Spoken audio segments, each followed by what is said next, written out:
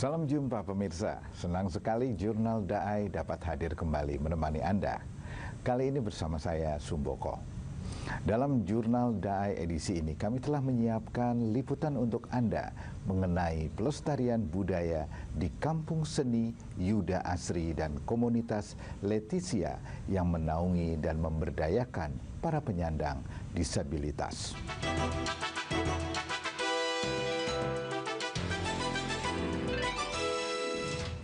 Kemajuan teknologi membawa perubahan zaman ini ke arah yang lebih modern. Warga Kampung Seni Yuda Asri menerima hal tersebut dengan lapang dada. Namun di satu sisi, mereka tetap berkomitmen tinggi melestarikan adat di kampung mereka. Telah lebih dari 30 tahun, mereka secara khusus menjaga tradisi budaya nenek moyang dan menurunkannya kepada generasi muda.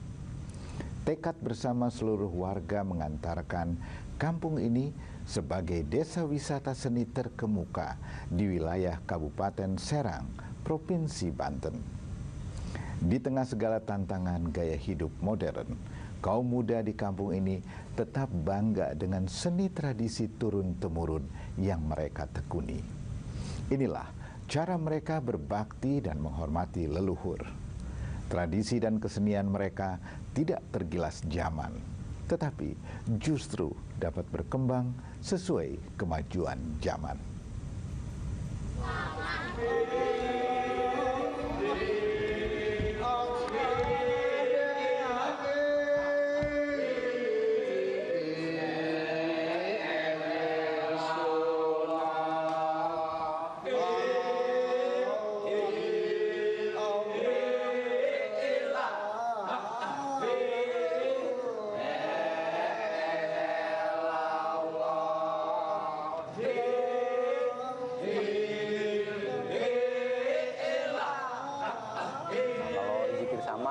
Tradisi yang masih digunakan, yang masih dilestarikan kita, hajatan-hajatan, pokoknya sebelum hari H mau resepsi, kita tuh di malaman performan lah gitu. Saman sendiri itu kan zikir-zikiran, jadi ayat-ayat sholawat Nabi yang dibacanya, kita bersyukur pada intinya gitu, mau selamatan supaya berkah, selamat, lancar, nggak ada halangan.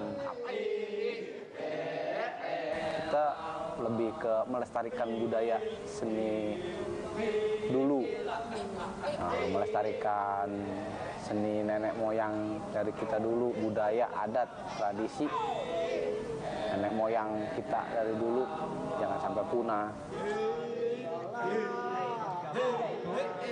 Padi menjadi beratnya dengan lesu. Itu ya Kang ya? Karena seperti yang kita ketahui, anak-anak sekarang tidak begitu mengetahui tentang seni tradisi, terutama Banten. Untuk wilayah Cilegon yang lingkungannya industri, masyarakatnya yang cukup kosmo, saya pikir perlu sekali untuk mengenalkan anak-anak secara langsung bagian dari pembelajaran mengenal seni tradisi Banten ini. Sebelumnya saya berapresiasi anak-anak cuma dibantu dari dokumentasi internet, dan alhamdulillah hari ini saya bisa bawa anak-anak saya langsung untuk mengenal. Ini akan sangat membekas sekali. Saya yakin anak-anak apa yang didapat akan dikenang seumur hidup.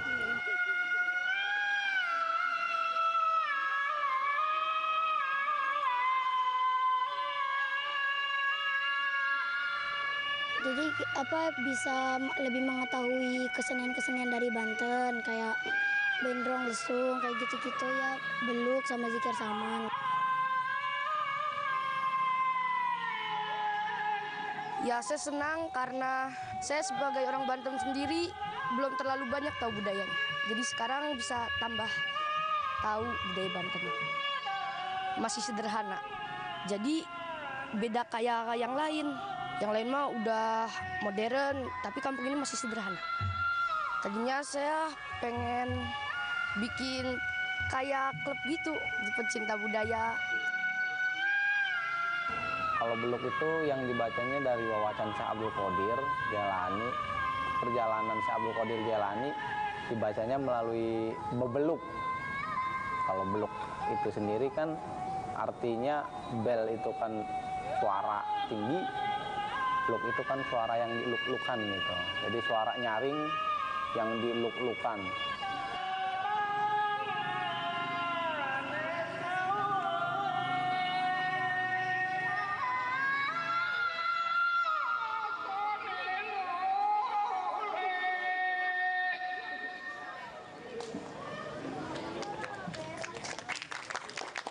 Iya. Gimana? Ada yang ngerti nggak tadi kesenian apa tadi? Sesuai dengan keseniannya. Biasanya anak ataupun siapapun yang lebih mengenal seni, biasanya perasaannya lebih halus. Nah, mudah-mudahan dengan anak mengenal seni maupun menggeluti seni, dia bisa memperhalus rasanya, kemudian moralnya juga bisa lebih terbina dengan baik. Gimana? Kalau bukan kita, siapa lagi yang bisa melestarikan, menyelamatkan kesenian kita? Jangan sampai teriak-teriak kalau udah diambil orang, harus mulai dari sekarang. Kampung Seni Yuda Asri terletak di Desa Mander, Kecamatan Bandung, Kabupaten Serang, Provinsi Banten. Jaraknya sekitar 20 km dari perbatasan Jakarta dan Banten. Awalnya di kampung ini berdiri sebuah sanggar pimpinan Bapak Jupri Nur bernama Padepokan Asri Bangbuskol Bebesanan pada tahun 1982. 18 tahun kemudian, tepatnya pada 29 Januari 2010, kampung ini resmi menjadi sebuah desa wisata dengan nama Kampung Seni Yuda Asri. Tidak hanya kesenian terkait seni tari dan seni musik, padepokan ini juga menaungi berbagai tradisi khas budaya Banten, termasuk cara hidup dan adat dalam masyarakat. Misalnya saja tradisi pembuatan boboko. Boboko adalah kerajinan tangan yang terbuat dari bambu yang sudah tua. Boboko dipakai untuk tempat nasi atau beras, atau semacam bakul untuk tempat bahan makanan dan sayuran. Ukurannya ada yang berdiameter 50 cm, 100 cm, atau lebih. Cara membuatnya cukup rumit dan memerlukan keahlian khusus.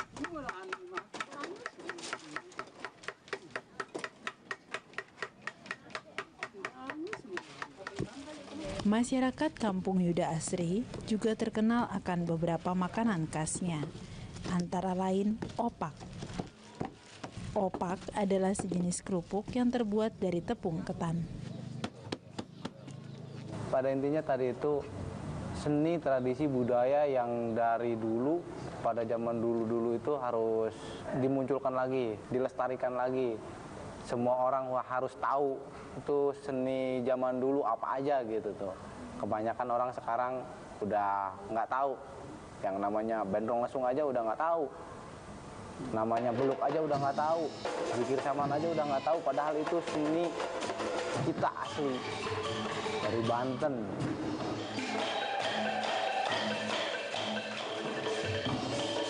Kesenian yang ada di Kampung Yuda ini banyak seninya, dari mulai rampak bedung, bedung kerok, bendrong lesung, saman segala. Ada 12 seni tradisional yang ada di Kampung Yuda. Harus terus dilestarikan, itu yang namanya ruatan bumi, terus kasulan, pokoknya yang dulu hampir punah itu jangan sampai punah katanya gitu. Jadi antusias sekali untuk melestarikan warga sini itu. Anak-anak dan kaum muda di kampung seni ini senantiasa berlatih bersama dan tidak merasa tertinggal zaman dengan berlatih seni. Sebaliknya, mereka sangat bangga dengan identitas kampungnya. Walau tetap mengikuti perkembangan zaman seperti kemajuan teknologi dan modernitas, mereka tetap tidak meninggalkan nilai-nilai budaya tradisional dan kesederhanaan warisan nenek moyang.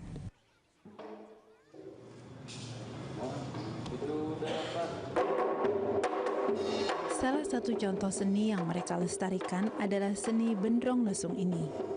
Dengan menggunakan alat-alat sederhana, Seperti alu dan lesung yang dulu dipakai untuk menumbuk padi, mereka menciptakan harmonisasi suara dan gerak yang indah. Dulunya, bendrong lesung adalah suatu ungkapan syukur atas berkah Sang Pencipta setiap kali setelah mereka mengambil pohon atau mengalami panen. Jadi tiap tampil bangganya bukan main. Kalau saya sendiri itu seni ini udah bisa jadi panutan, bisa jadi tuntunan kita. Padahal itu kita bisa rasakan apa yang orang belum merasakan, kita udah pasti bisa merasakan indahnya itu seni. Coba kita lestarikan bareng-bareng seni, tradisi, budaya nenek moyang kita, jangan sampai punah. Itu mau seni apa aja kita lestarikan, harus dilestarikan, jangan sampai punah. Kita gali lagi. Pada tahun 1992, sekelompok penyandang cacat netra dan pemerhati di Jakarta menyatakan kerinduan mereka untuk saling berbagi, melayani, dan membangun.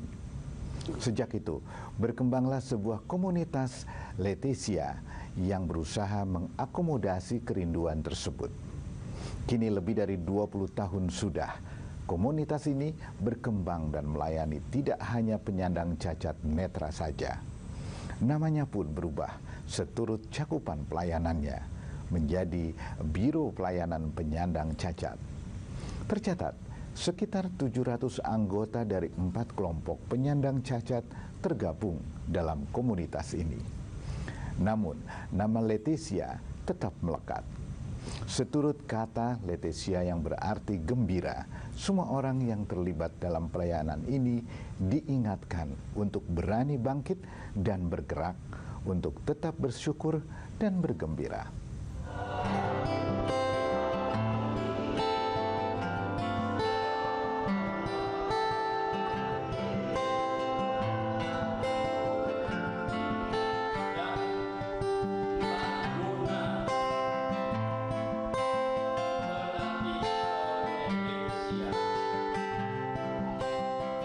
Sebenarnya sih keluarga tidak mendiskriminasi, tapi mereka lebih melindungi ya, karena ada ketidakberdayaan, ada keterbatasan fisik yang dialami oleh salah satu anggota keluarganya, sehingga mereka memperlakukan mereka secara istimewa. Dan itu justru melemahkan buat si penyandang disabilitas itu sendiri, yang tanpa mereka sadari, akhirnya si penyandang disabilitas tidak bisa menunjukkan kemandirian, dan pada titik tertentu pada akhirnya keluarga akan menyadari bahwa kehidupan ini nggak akan berjalan secara langgeng. Ada kalanya siapa dulu untuk dipanggil oleh Sang Pencipta.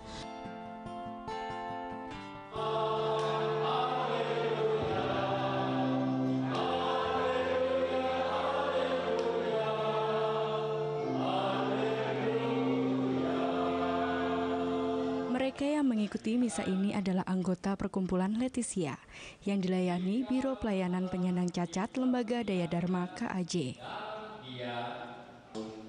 Awalnya pada tahun 1992, berkumpullah beberapa penyandang cacat netra dan pemerhati. Mereka sehati sejiwa menyatakan kerinduan untuk berbagi. Lalu terbentuklah kelompok Leticia. Pada mulanya untuk melayani penyandang tunanetra. Kelompok ini terus berkembang. Hingga pada tahun 2008, Biro Tunanetra Leticia berganti nama menjadi Biro Pelayanan Penyandang Cacat. Pelayanannya tidak hanya kepada tunanetra, tetapi juga untuk tunarungu dan wicara, tunagrahita, dan tunadaksa. Tantangan buat kami adalah change ya, itu peluang bahwa dengan tantangan atau masalah yang kita hadapi, kita bisa melihat memang tidak ada yang sempurna di dalam kehidupan ini. Tantangan yang kita hadapi ya penolakan terhadap dari keluarga itu sendiri, seperti ketidakpercayaan. Sementara lembaga kami adalah lembaga yang terbuka untuk semua kalangan.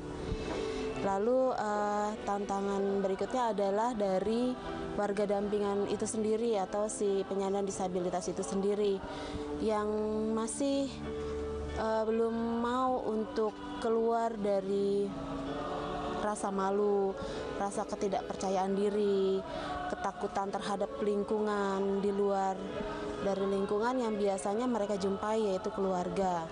Itu biasanya kita melakukan segala kekhawatiran itu, mengatasinya dengan cara yang menumbuhkan rasa percaya diri, pendekatan secara terus-menerus, bersahabat dengan mereka, menyapa ketika mereka mengalami kesulitan, ya kita hadir sebagai sahabat, bukan mau menggurui atau lebih pintar dari mereka, tetapi lebih bagaimana kita sebagai pendengar yang baik. Kita tidak boleh menyerah terhadap kekalahan, menyerah terhadap keadaan, tetapi kita harus bangkit, bergerak maju menuju kemenangan.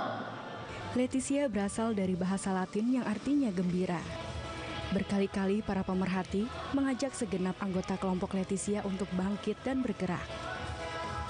Bangkit perasaan, pikiran, ataupun keadaan yang negatif, terutama akibat kecacatan, dan bergerak untuk berani keluar dari zona nyaman menghadapi tantangan bersama-sama dengan penuh kepercayaan diri.